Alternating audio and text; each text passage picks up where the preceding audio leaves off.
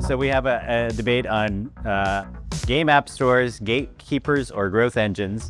On my right here is Jake Ward. Is he a pro or anti? I forget how we worded this. I'm But not anyway, sure where you want me. yeah, he's co-founder and CEO of Data Protocol, app developer, game developer, right? Yep. And Berkeley Eganis, chief marketing and growth officer at Exola. An interesting question here. I guess we've seen app stores, in a market that's very different from ours right now. Like in China, Google never entered the Chinese market, right? And we have 100 plus. I don't know how many Android stores do we have, right, in China? Is it better there? Who wants to start? Is it better there? It's different. It's definitely different. I don't know that you can say that one is better or different. One is better or worse. They are different. They give a different opportunity. There are a lot more consumers. There are a lot more phones. There's more opportunity writ large. The undeniable duopoly of Apple and Google on the mobile app store particularly has been one of those things that consolidation and diversification are the only two ways to make money in the world, right?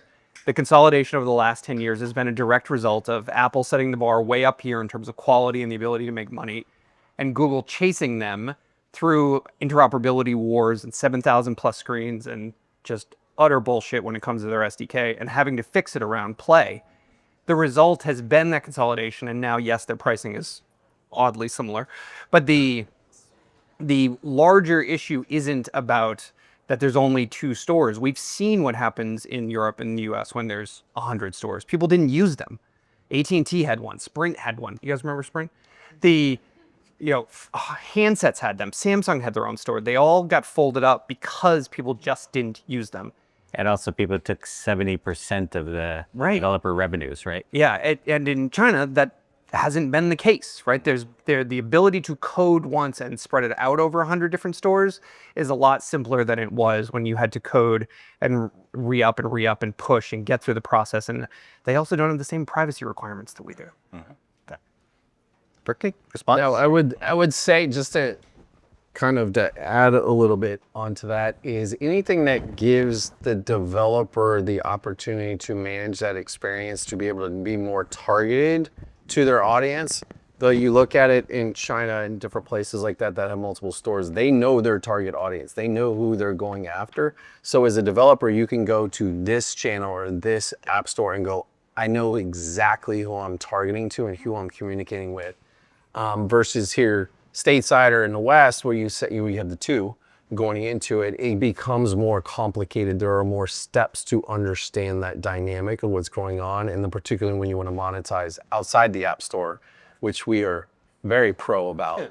I think we all are on that one. I don't think there would be much argument there from a developer standpoint of what that looks like in the ecosystem, to have that dialogue and conversation that we keep having over and over again. How do you diversify from a monetization standpoint and be able to do that and own that ecosystem from app to online experience? And what does discovery look like? Right.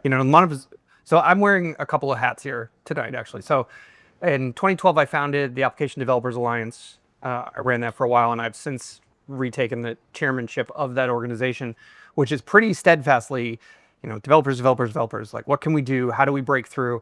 I spent many years on the road doing these mobile app workshops where we taught people how to go make money, right? We do them in the US, we do them in Europe, and it was a lot of fun, but the vast majority of the people in the audience were going to go out of business.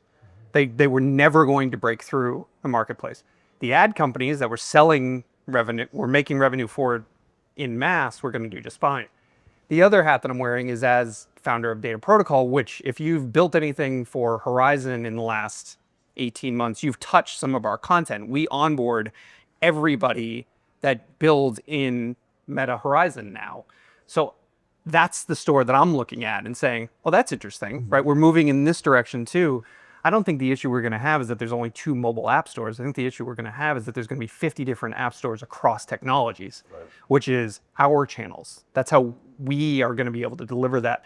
The other piece. So you fear we're going backward in time? No, I'm excited to go backward in time. Okay. As long as it gives developers an opportunity. Uh-huh. The question is growth engine or what was the other one or gatekeeper? Yeah. It's Gatekeeper. both. Yeah.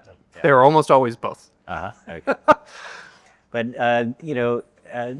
if we think about Tim Sweeney and the whole crusade he has as Epic Games against Apple and Google, he's fighting this war on behalf of developers, right? He's got some skin in the game, too. his stated objective here, right? And you're a developer, but you're not necessarily on Tim's side here. Can you explain some of maybe the distinction there? There's no zealot like a convert. I think there's some real points to the idea of like, you're making me use your payment system, you're making me give you this money, you're forcing me into this situation. That's unfair. That's true. It didn't stop Epic from becoming Epic, right? So they're not actual gatekeepers. They are a bump in the road, but they also are the rocket fuel and the booster and the entire support staff that can enable that thing to take flight. Because they can do all those things, but do they have to charge 30%? Is sort of No. Tim's question.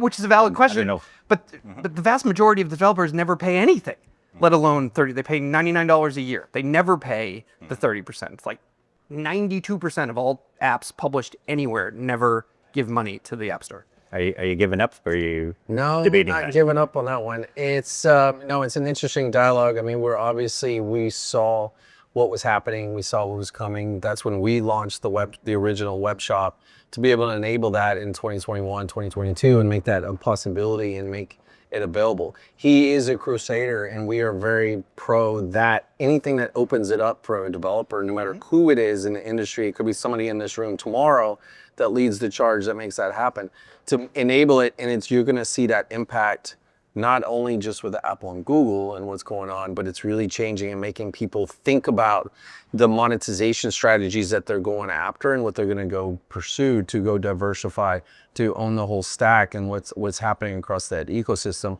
And it's really important that people think about it and people listen to what's going on. Launch your game on the App Store. Do it. You have to, because in the West and like what's going on, it's a requirement.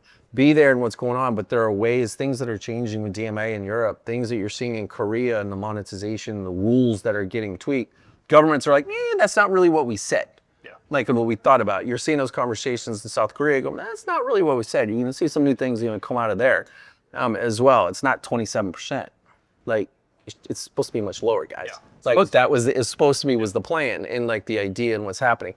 So now that you're gonna see progressive web apps and being available, and it is available today, and to make that as a possibility to have that the mobile version of it on your home screen is mind-blowing. What we were seeing from a couple years ago. When the Apps Alliance launched in 2012, every question that I got at every press conference, every conference, whatever, was is HTML5 going to kill all of this? Like, is there a reason we're even having this conversation?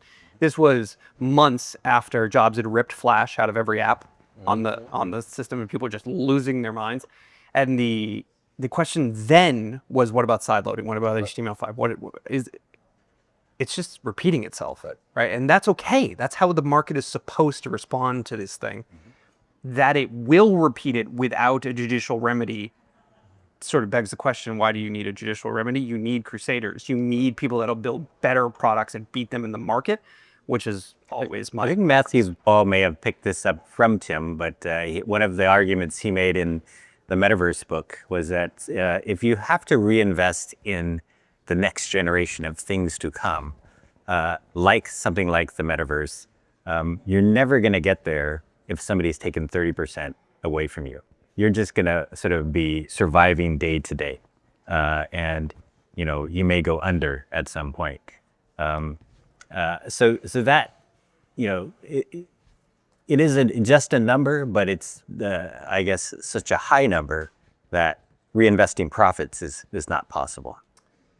Yeah, I guess. It feels like to say that number is problematic because it's so high, when you have Epic, Spotify, companies that have sort of fought that and succeeded, though I don't disagree. Spotify is not exactly happy because they're suing Apple all over They've the been place. pissed for a long time. That did stop them from going public. And Netflix sort of worked around it, right? Said we're not doing this with you. We'll be over here. We'll take care of it by ourselves. And they went, we'll put it on the TV. Like we don't even need to deal with you in the mobile space. We'll just put it on the TV and you can pay there. And there are ways around it. I guess my point is that 30% is a lot. Tim's right.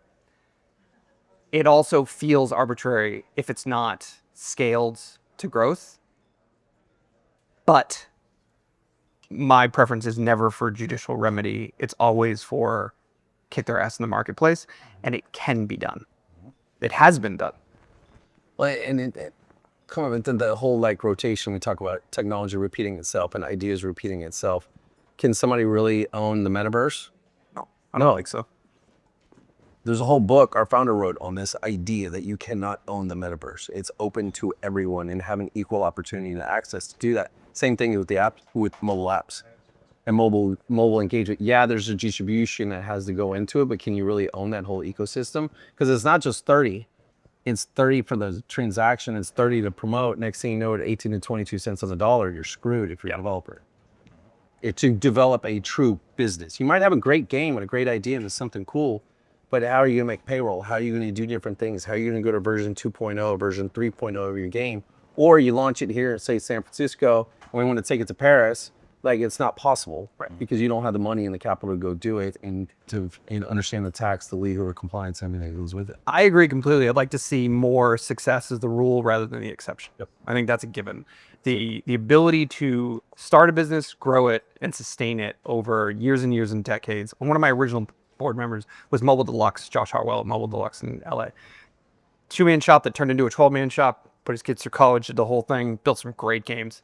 Was never trying to take over the world. He wanted to build a business and sustain it, and that's what they did. That should be doable for anybody that can build great, sticky games, products, services. I completely agree with that. It's interesting to see Samsung with the Galaxy Store change their rev share to 80% for developers and 20% for themselves. I don't know if there's pressure either that caused this from either direction here, but very interesting. But I guess maybe we want to wind up with what do you like more, the shopping mall or Walmart? Do I like more shopping online? That's an evasion of my question. Sorry. Spicy. I think, I mean, for my purposes, the shopping mall enables anchor stores to pay the vast majority of the rent while the rest of the Claire's and the place where you buy Sunglass Hut can sort of skate on that traffic, right? That has worked. It's proven to work in a digital ecosystem with no physical borders. It can scale and succeed where an actual physical mall apparently can't stay in business at all anymore. I think that works, for every big company that pays the vast majority of the money that goes to the store, you can give chances to everybody else flowing through the I don't know, what's the thing called where you walk in a mall? I haven't been in one in 20 years. It's it's an interesting dialogue because if you do everyday low price, somebody gets squeezed into that conversation. And I know there were some Walmart folks in here a little while ago and stuff like that. I've worked there with those guys as well. But looking at it as we look, this is 2025 and what's going on. The shopping mall methodology makes a ton of sense. There's going to be people that are going to take the load and handle it. Tim's one of those. These guys are going to push. They're going to push the boundaries of what's possible. Samsung making a switch. This could be one of those anchor tenants.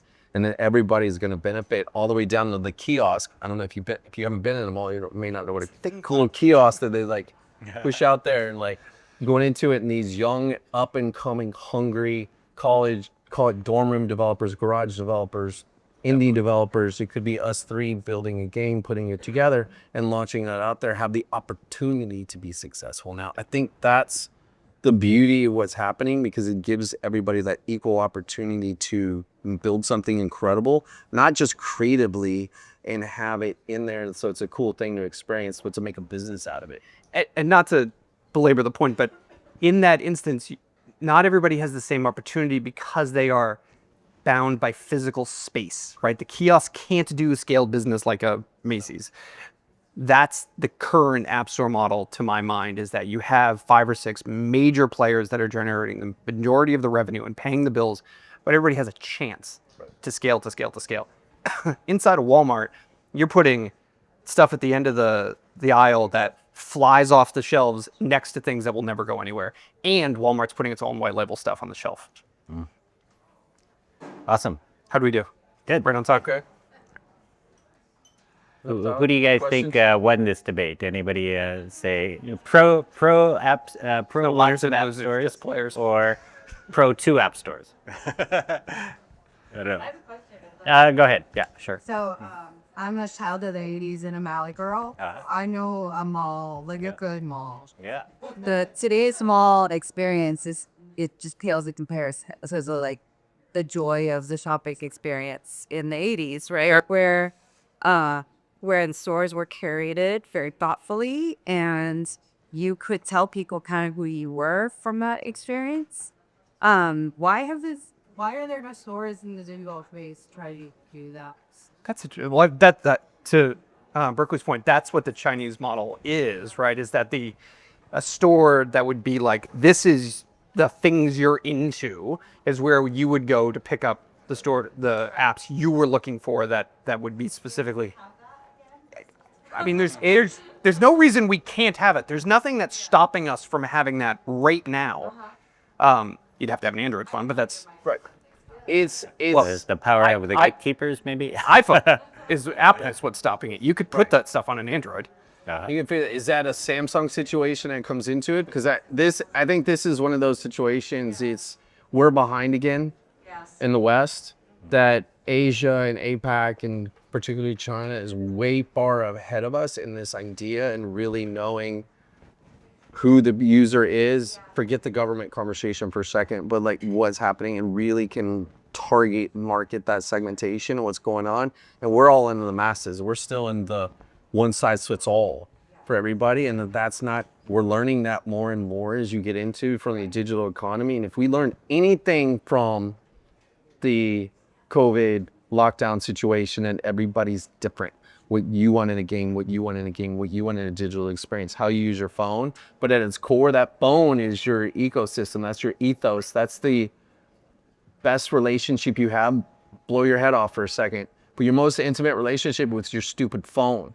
It's not your boyfriend, your girlfriend, your spouse, or whatever, your child. It's your phone, because you spend more time with that thing. And now looking at it from a content and engagement, what you're looking at, it's no longer just social media, send a text, send some images. It's, I want to play a game. In the future that's coming, if you have kids and like what's going on, their first engagement on a phone is a game. Yeah. And it's hands down what's going on. You go to any restaurant, go take a peek, maybe not here in downtown San Francisco, but go to the Valley, like go out there and like check it out and see what's going on. You see the parents, bang, laptop, iPad, iPhone, whatever, gets pulled up. They're not in there playing, math calculators and stuff. They're playing a game. They're playing Fortnite. They're playing other things like Roblox, Minecraft, whatever that's going on, but it's all on the phone. We have a Starbucksification thing that happened here about 25 years ago, where everybody gets to choose, like, I want this thing and this thing and this thing. And the stores, in theory, provide that opportunity through search and filter. The other difference, though, is the hardware that is being used in Asia. Android is the dominant OS. In the US, it's iOS. And that is a closed system. Like, there's only so many things you can do on it. We're trapped in a really good. Well, yeah, but it's pretty. It's beautiful. All right, with that, piece of hardware. very good. Thank you very much. All right.